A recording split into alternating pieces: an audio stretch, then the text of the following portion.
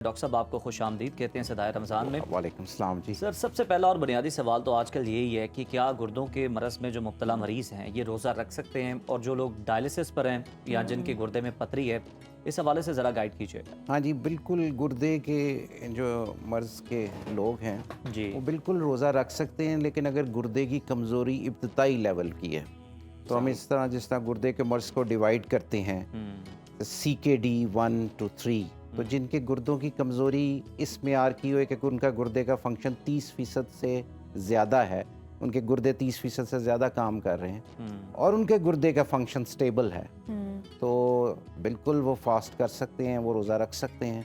کچھ چیزوں کا یہ ہے کہ احتیاط یہ ہے کہ اپنے آپ کو اچھی طرح ہائیڈریٹ رکھیں، پانی پئیں جس وقت سحری ہوتی ہے یا افطاری ہوتی ہے، اور اس کے ساتھ جس طرح ایسی دوائیاں جن میں پوٹیشیم ہوتا ہے، لائک کیلا، کھجور، ٹماٹر، آلو، مالٹے، آلمنڈز، ان کا استعمال کم کریں، اور بی جو ہے اس کے جو دودھ یا دودھ سے بنی ہوئی جو چیزیں ہیں فاسفورس کنٹیننگ فوڈ، ان کا بھی پرہیز کریں۔ ہاں، اس سے جب ڈیزیز ایڈوانس لیول پہ چلی جاتی ہے، جن کا گردے کا فنکشن 30% سے کم ہو جاتا ہے، تو ان کے لیے ریکمینڈڈ نہیں ہے کہ وہ فاسٹ کریں یا روزہ رکھیں۔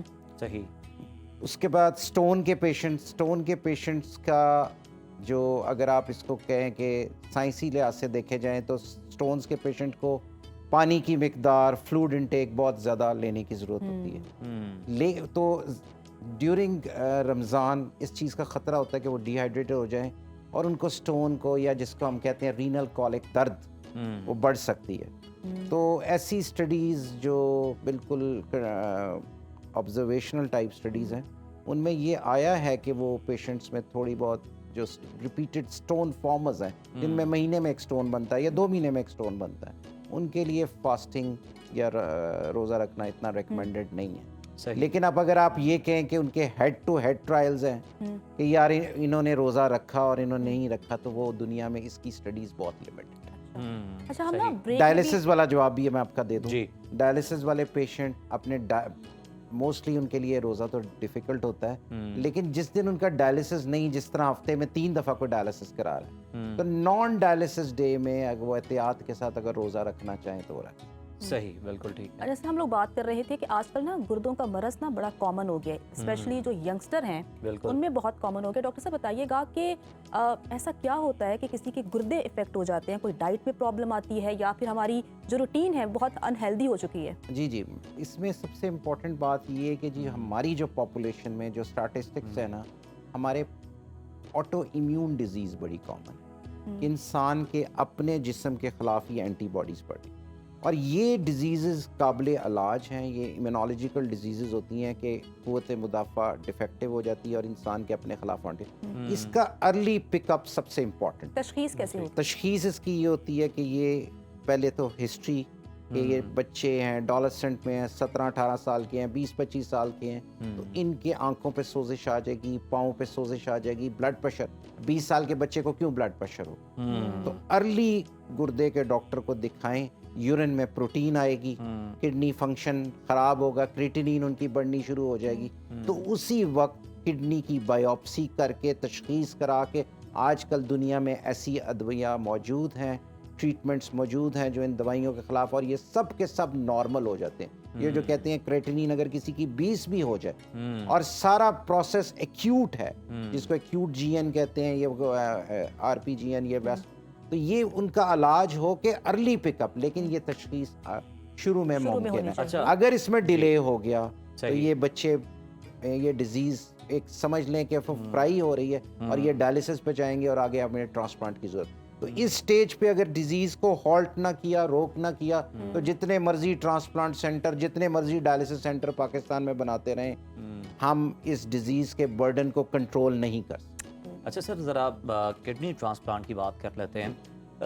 یہ بتائیے گا کہ سر کتنا ایزی ہوتا ہے جو ڈونر ہے اس کو کنونس کرنا، اور یہاں پر تو لوگ جو ہیں وہ خون دینے سے بھی کچھ جو ہے نا گھبرا رہے ہوتے ہیں، کچھ لوگوں کی تعداد ایسی ہوتی ہے، تو ڈونر کو کس طرح سے سر کنونس کیا جاتا ہے سائیکولوجیکلی؟ اور دوسرا یہ بتائیے گا، ذرا یہ بھی مسکنسیپشن دور کر دیجیے گا کہ جو ڈونیٹ کر رہا ہے کڈنی، تو وہ اس کی پھر آنے والی زندگی کیسے ہوتی ہے، وہ کیا کچھ کر سکتا ہے، کیا نہیں کر سکتا؟ हाँ, ये आपने $1 मिलियन जिसको क्वेश्चन है ना, वो that you have asked $1 million, उसमें ये है कि डोनर्स को वाकई कन्विंस करना बड़ा मुश्किल है। अब ये है कि केयरफुली स्क्रीन डोनर को इस तरीके से देखा जाए कि उसमें आइंदा 40-50 साल की ज़िंदगी में उसको कोई किडनी फेलियर का रिस्क ना हो, उसके यूरिन में कोई प्रोटीन नहीं आती, उसकी शुगर टॉलरेंस वो मोटा ना हो, ठीक है। ये केयरफुली स्क्रीन डोनर्स अगर हों तो उनकी 20 साल की दुनिया में स्टडीज़ मौजूद हैं कि उनकी ज़िंदगी में किडनी फेलियर का रिस्क सिर्फ 0.3%, ठीक है। केयरफुली डन स्टडीज़, अच्छी स्टडीज़। लेकिन कन्विंस करना पाकिस्तान में जिस तरह आपने कहा है, वो तो मेरे मुंह की बात आपने छीन ली, इतना मुश्किल हो जाता है। लोगों में इतनी मिसकंसेप्शंस होते हैं, लोग कहते हैं कि हम गुर्दा देंगे तो इसके बाद हम कोई भारी काम नहीं कर सकते, हमारी बाप बनने की सलाहियत ख़त्म हो जाएगी, हमारी माँ बनने की सलाहियत कर, तो ये सब बिल्कुल मिसकंसेप्शंस हैं। भारी काम भी कर सकते हैं, नॉर्मल लाइफ भी गुजार सकते हैं। अच्छा। आपके रेसिपिएंट की भी जान बच जाएगी, वो भी 20-25 साल अच्छी ज़िंदगी, अगर ज़िंदा आदमी का गुर्दा मिल जाए, और उसकी भी उसी तरह ज़िंदगी। और रिप्रोडक्टिव सिस्टम जो है ना, वो इस तरह के जेनिटो यूरिनरी सिस्टम से बिल्कुल माँ बनने की सलाहियत या बाप बनने की सलाहियत का गुर्दे की बीमारी से कोई ताल्लुक। बिल्कुल ठीक है, बिल्कुल सही है। ये बड़ा ज़रूरी है ये लोगों को बताना, क्योंकि बहुत सारी जो है मिसकंसेप्शंस वो आप जैसे जो लोग हैं वही दूर कर सकते हैं, वही समझा सकते हैं।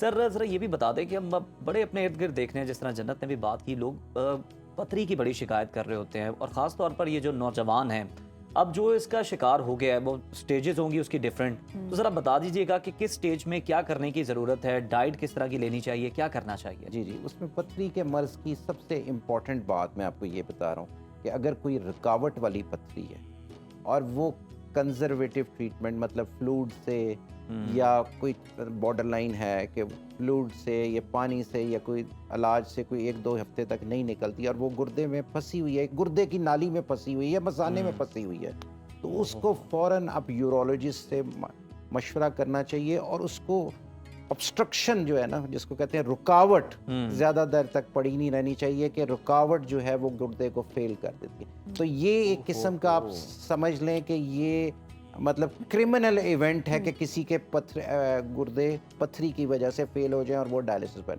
इसका मतलब है निगलेक्टेड। ट्रेडिशनल डॉक्टर्स क्या करते रहते हैं, उनको दवाइयाँ देते थे, हकीमी दवाइयाँ चलती रहती हैं, होम्योपैथिक दे रहे हैं कि ये निकल जाएगी। तो हमारे पास आते हैं वो इसी तरह ही कि वो बिल्कुल गुर्दे छोटे हो जाते हैं, गुर्दे के मुंह पर पथरी पड़ी होती है, उसका इलाज नहीं हो रहा था और एंड स्टेज। अब देखें ना, पूरे एक काबिल इलाज मत, जिसके बाद उसकी नॉर्मल ज़िंदगी हो जाएगी, उसके बाद फिर आप डायलिसिस पे चले जाएं, ट्रांसप्लांट की, पूरा लाइफ स्टाइल जो है ना आपका, life, it's a life changing event.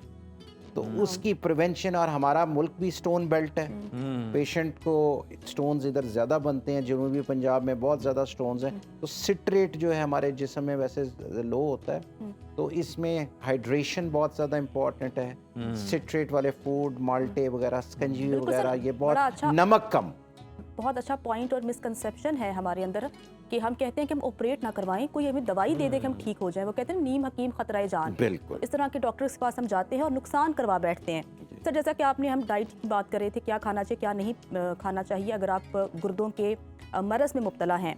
अच्छा सर, चाय, coffee, cold drinks, hard drinks, ये भी गुर्दों को मुतासिर करती नहीं, ये मिसकॉन्सेप्शन। अच्छा। हाँ, ये अब देखें ना, कोल्ड ड्रिंक्स, अब फॉर एग्जांपल जिसके एडवांस्ड किडनी डिजीज़ है, उसको पानी की मिकदार कम लेनी है, तो उसमें फ्लूइड इनटेक में सारी चीज़ें आ जाएंगी, उसमें कोका कोला भी आ जाएगी, उसमें पेप्सी भी आ जाएगी, उसमें चाय भी आ जाएगी, उसमें लस्सी भी आ जाएगी। तो क्योंकि उनकी फ्लूइड रिस्ट्रिक्शन करती है तो उसका पार्ट हो सकते हैं, लेकिन इटसेल्फ ये नहीं है कि पेप्सी की वजह से किसी के गुर्दे फेल हो गए, स्टिंग की वजह से किसी के गुर्दे फेल हो गए, तो ये भी इस तरह की बहुत सारी। लेकिन एक चीज़ जो बहुत इंपॉर्टेंट है, बॉडी बिल्डिंग जो करते हैं, एनाबॉलिक स्टीरॉइड्स की वजह से खास बीमारी FSGS हो जाती है, जिसकी वजह से किडनी फेल हो जाती है। एनाबॉलिक स्टीरॉइड से जो वेट ट्रेनिंग करते हैं, या बिल्कुल दूर और ये जो दूर सर तक प्रोटीन्स वगैरह ले रहे होते हैं, इसका तो कोई साइड इफेक्ट उसका ऐसा नहीं, लेकिन वो सिर्फ प्रोटीन नहीं ले रहे। अच्छा, हाँ, उसमें मतलब क्या उसमें वो ये जो मैं आपको कह रहा हूँ ना, एनाबॉलिक स्टीरॉइड्स पे, उसकी वजह से ना जिस्म का फंक्शन बढ़ जाता है, तो गुर्दे का फंक्शन भी बढ़ जाता है, तो उनको ये बहुत डेट्रीमेंटल है। हाँ, प्रोटीन भी एक खास मिकदार में लें, उससे ज़्यादा नहीं है। बिल्कुल ठीक है। बहुत शुक्रिया डॉक्टर साहब आपकी आमद का। डॉक्टर आदिल मंजूर साहब हमारे साथ मौजूद थे और बड़े बेहतरीन अंदाज में ये बता भी रहे थे, समझा भी रहे थे कि جو بھی مسکنسیپشنز ہیں ان کو دور کرنے کی کس طرح سے ضرورت ہے، اور جو لوگ اس مرض میں مبتلا ہیں انہیں کیا کرنا چاہیے، کیا نہیں کرنا چاہیے، کن چیزوں سے احتیاط برتنی چاہیے،